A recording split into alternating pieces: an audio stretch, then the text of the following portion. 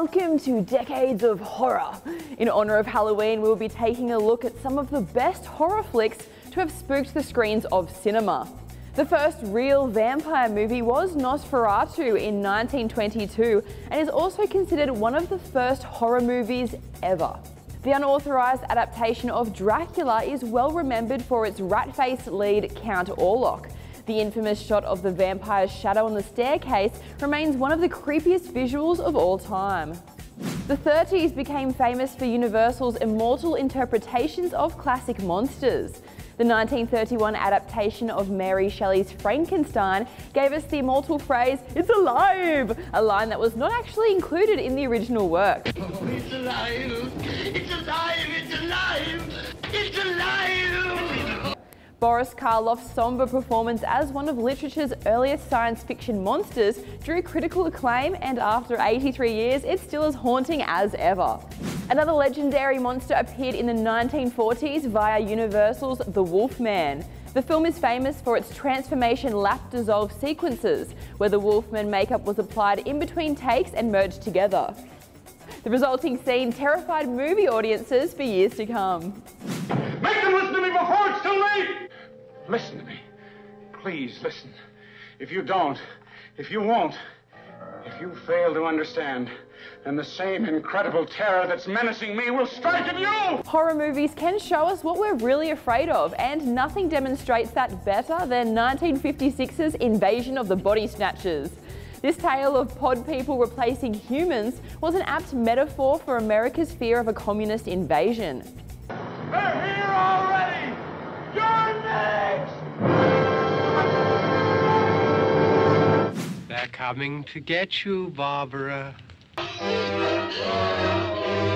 A young filmmaker named George A. Romero created his version of the modern-day flesh-eating zombie in 1968's Night of the Living Dead.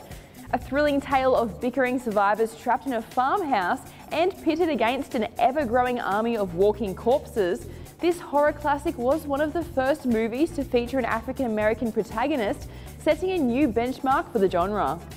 At the height of the Vietnam War, the Texas Chainsaw Massacre reminded audiences that there were still monsters lurking in their own backyard.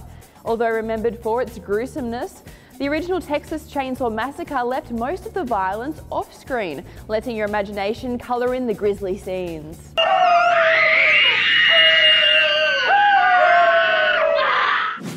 Here's Johnny!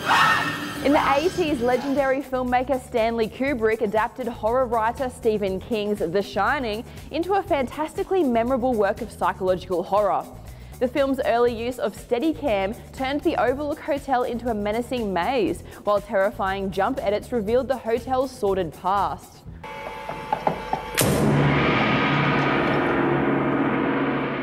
By the time the 90s rolled around, we had become inundated with slasher films. Freddy, Jason, Michael, Chucky again and again in sequel after sequel.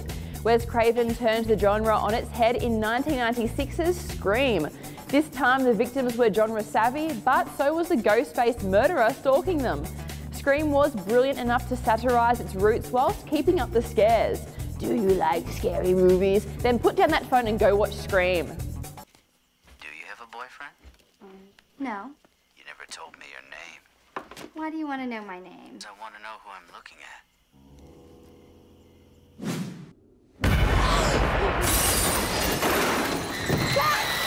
Let's jump ahead to 2013's The Conjuring. Aussie director James Wan's horror masterpiece follows paranormalist family The Warrens as they try to help a family tormented by spirits. This is a movie that will wind you up to such a point that a simple clap will have you jumping out of your seat. Whatever you do, don't watch it alone.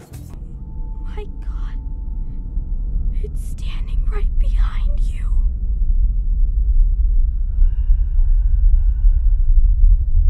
Let us know what you think is the scariest flick of all time on Twitter or Facebook. And in the meantime, stay dead, beat. Boogie, boogie, boogie, boogie.